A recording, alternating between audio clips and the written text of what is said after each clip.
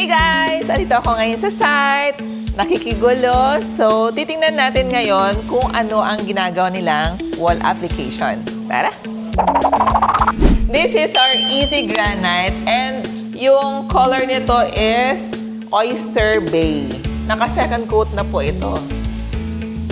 Ito naman ang gagawin natin for the second coat. Ito yung gagamitin natin na product. So guys, ang application na gagawin natin dito na tool ay trowel! Guys, hindi bago ako kasi bagong binigay sa akin na tools. Ayan, this one, nalihan na siya. We are ready to apply the second coating. So kukuha lang tayo ng konti. Yan. And then we're going to apply directly. Ganyan.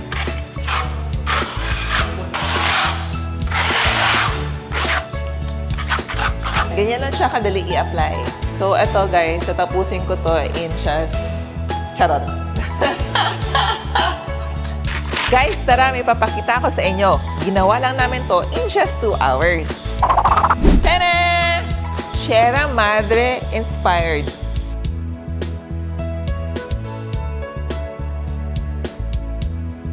Dito, ginamit namin ang Deco Stucco na heavy. This level naman ay medium. And this one is light stucco. For this, ang ginamit namin is Deco Render na textured.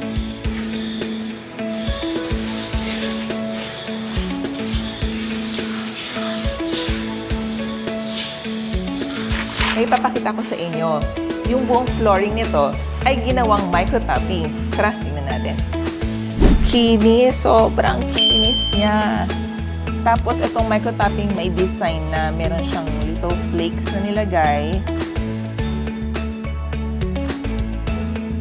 And guys, dahil successful ang ginawa natin sa flooring, ay lalagyan din itong buong flooring na to ng micro-topping. Okay, see you pag natapos ko na to.